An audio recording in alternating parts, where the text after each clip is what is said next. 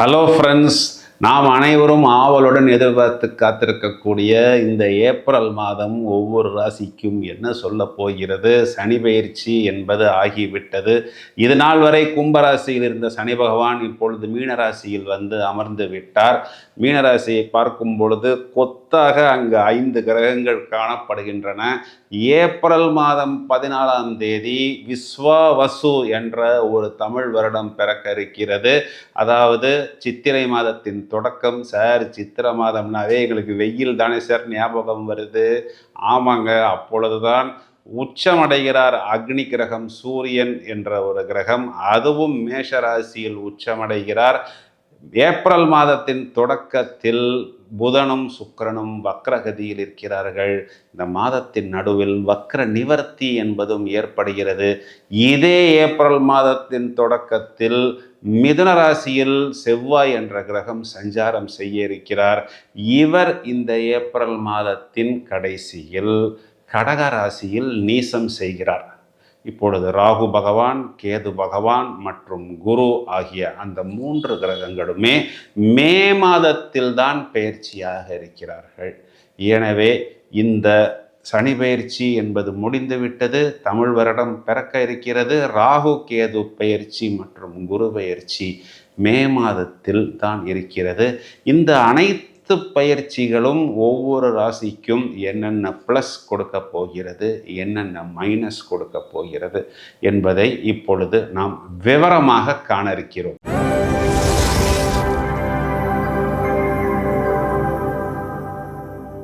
கன்னிராசியை எடுத்துக்கொள்வோம். எல்லா கன்னிராசிக்காரர்களுக்கும் ஒரு பயம் என்னென்னா, சார் இது நாள் வரைக்கும் சனி பகவான் 6ஆம் வீட்டில் தான் சார் இருந்தார், இப்போ அவர் 7ஆம் வீட்டுக்கு வந்துட்டார், இது கண்டச்சனின்னு சொல்கிறாங்களே, இதனால் எங்களுக்கு நிறையா பிரச்சனைகள் வருமோ?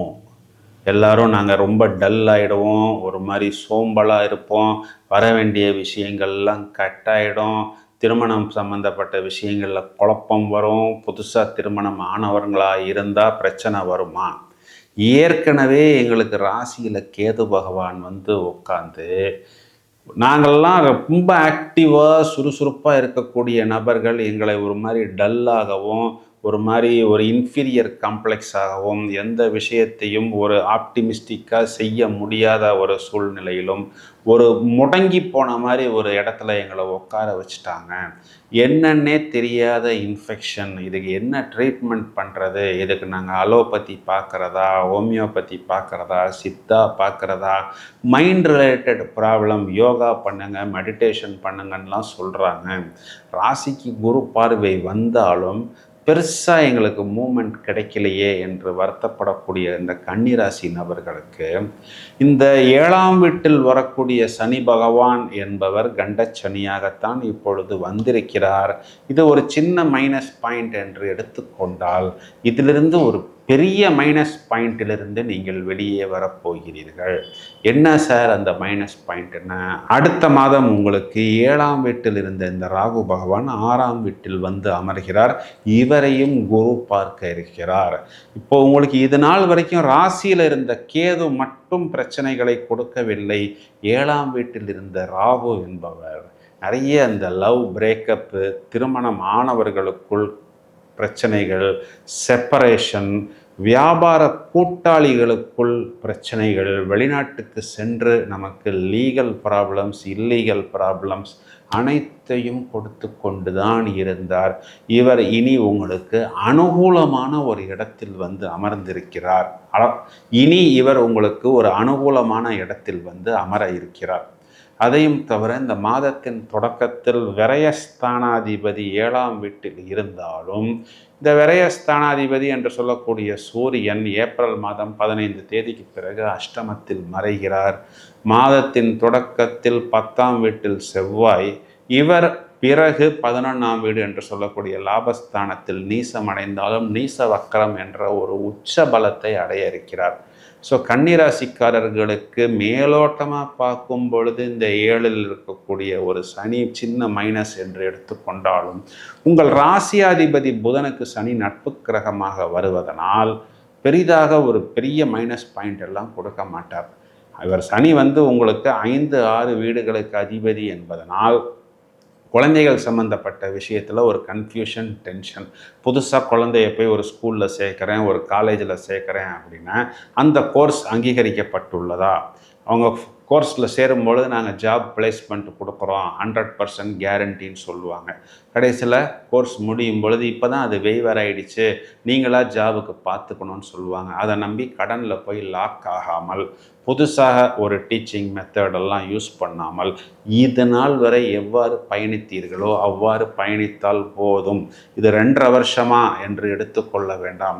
1 வருடத்தில் இதே சனி பகவானை குரு பார்க்க இருப்பதனால் 1 வருடம் மட்டும் நீங்கள் உஷாராக இருந்து கொள்ளுங்கள். இந்த ஏப்ரல் மாதத்தில் உங்களுக்கு ஒரு பெரிய போனஸ் அப்படின்னு சொல்லணும் அப்படின்னா, உங்கள் ராசியாதிபதி புதன் 7ஆம் வீட்டில் நீசமடைந்து இவர் நீசபங்க ராஜயோகம் பெறுவது என்பது உங்களுக்கு ஒரு விபரீத ராஜயோகமாக, அதாவது பாவகாதிபதி பாவகத்தை பார்ப்பது என்பது பாவக புஷ்டியாக, ராசியாதிபதி தனஸ்தானாதிபதி கூட்டணி என்பது இங்கு ஜீவனாதிபதி பாக்யாதிபதியின் கூட்டணியாக வந்து சமசப்தமாக ராசியை பார்ப்பது என்பது மாளவிகா யோகமாக, பிறகு 9-10 அதிபதிகளின் சேர்க்கை என்பது தர்ம கர்மாதிபதி யோகமாகவும் வந்து ராகு கேதுக்குள் அனைத்து கிரகமும் அமர்ந்து இவை காலசர்ப்ப தோஷமாக இல்லாமல் காலசர்ப்ப யோகமாக வருவது என்பதும் மேலும் மேலும் அபிவிருத்தியை கொடுக்கும் என்பதை எவ்வாறு எடுத்துக்கொள்ள வேண்டும் என்றால், இங்கு கன்னிராசியின் அதிபதி புதன் என்பவர் மகாவிஷ்ணுவை குறிகாட்டக்கூடிய ஒரு கிரகமாகவும், இவர்களுக்கு தனஸ்தானாதிபதி சுக்கிரன் என்பது மகாலட்சுமியை குறிகாட்டக்கூடிய ஒரு கிரகமாகவும், இந்த கூட்டணி என்பது 7ஆம் வீட்டில் மகாவிஷ்ணுவும் மகாலட்சுமியும் ஒன்றாக நமக்கு ஆசீர்வாதம் செய்யக்கூடிய ஒரு அமைப்பாக வருகிறது. இந்த உச்ச சுக்கிரன் ராசியை பார்ப்பது என்பது ஒரு இளமை மாறாத தோற்றம், ஒரு பூரிப்பு, ஒரு பிரகாசமான ஒரு ஒளி வட்டம் என்பது நம் முகத்தில் தெரியும். ஸோ காலையில் எந்திரிச்சு கண்ணாடியை பார்க்கும்போது, என்னப்பா இவருக்கு ஒரு 10 வயசு குறைந்தது போல் பளிச்சென்ற ஒரு தோற்றத்தில் இருக்கிறாரே என்பது போல் ஒரு பூரிப்பு, ஒரு அட்ராக்ஷன். இந்த புவி ஈர்ப்பு அப்படிங்கிற மாதிரி, இந்த லா ஆஃப் அட்ராக்ஷன், ஈர்ப்பு விதி அப்படின்லாம் இப்போல்லாம் ஹோட்டல்லலாம் ரூம் போட்டு கிளாஸ் எடுக்கிறாங்களே, அதெல்லாம் உங்களது முகத்தில், உங்களது தோற்றத்தில், ஒரு சாதாரண ஒரு ட்ரெஸ்ஸு போட்டால் கூட ஒரு நல்ல ஒரு டிசைனர் வேர் மாதிரி, ஒரு நல்ல ஒரு பியூட்டி பார்லருக்கு போயிட்டு வந்த மாதிரி ஒரு பளிச்சுன்னு ஒரு தோற்றம் இயற்கையாகவே தெரியும். குறிப்பாக இந்த ஊடகங்களில் இருக்கக்கூடியவங்க, கலைகளை தொழிலாக எடுத்திருக்கக்கூடிய நபர்களுக்கெல்லாம் இது ஒரு பெரிய டேர்னிங் பாயிண்ட். இது ஒரு ப்ளஸ் பாயிண்ட் தான். ஆனால் எங்கே கவனமாக இருக்க வேண்டும் என்றால், நிறைய கேர்ள் ஃப்ரெண்டு பாய் ஃப்ரெண்டு என்பது வரும்.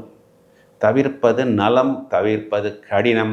இந்த காலகட்டங்களில் நான் இதெல்லாம் பற்றி ரொம்ப டீட்டெயிலாக சொல்லணும்னு தேவையில்லை. இருந்தாலும் யார் யார் இப்போ எங்கே கேமரா வச்சுக்கிறாங்க, எங்கே எதை ரெக்கார்டு பண்ணுறாங்கன்னெலாம் தெரிய மாட்டேங்குது. வரும்போதே பேனா மாதிரி தான் இங்கே வச்சுருக்கிறாங்க, அந்த பேனாலேயே கேமரா இருக்குது. அதனால் இந்த ஈர்ப்பு விதிகளில் போய் மாட்டிக்கொள்ளாமல் நீங்கள் உங்களை பார்த்து கொள்ளுங்கள். தொழில் சம்பந்தப்பட்ட விஷயம், வியாபாரம் சம்பந்தப்பட்ட விஷயம், வெளிநாடு சம்பந்தப்பட்ட விஷயத்துலலாம் பிரமாதமான ஒரு வெற்றிகள் என்பது இருக்குது. 7ஆம் வீட்டில் இருக்கக்கூடிய சுக்கிரன் என்ன பண்ணோம், நான் ஏற்கனவே சொன்ன மாதிரி இந்த கேர்ள் ஃப்ரெண்டு பாய் ஃப்ரெண்டு மேட்டரில் எதையாவது பேசிக்கிட்டு அதை ரெக்கார்டு பண்ணி வச்சுக்கிட்டு அதை எங்கேயாவது ஃபேஸ்புக்கு இன்ஸ்டாவில் போட்டிருப்பாங்க. நாளைக்கு இவருக்கு நிஜமாகவே ஒரு மேரேஜ் ஆஃபர் அந்த பொண்ணுக்கோ பையனுக்கோ வரும்போது இவங்களுடைய விஷயத்தை அங்கே ஃபேஸ்புக்கில் போய் பார்த்தா, இவருக்கு ஏற்கனவே ஒரு ஃப்ரெண்ட்ஷிப் இருந்த மாதிரி ஏதாவது ஒரு சில விஷயங்கள் கண்களில் தென்பட்டு அதனால் திருமணம் வரக்கூடிய வாய்ப்புகளை தடை பண்ணும். இதுதான் 7ஆம் வீட்டில் இருக்கக்கூடிய சனி உங்களுக்கு கொடுக்கும். இந்த ஒரு விஷயத்தை மட்டும் கவனமாக பார்த்து கொள்ள வேண்டும். முடிந்தவரை காரியங்களை தள்ளி போடாமல் அந்தந்த விஷயங்களை அன்றன்று முடிப்பது என்பது புத்திசாலித்தனம்.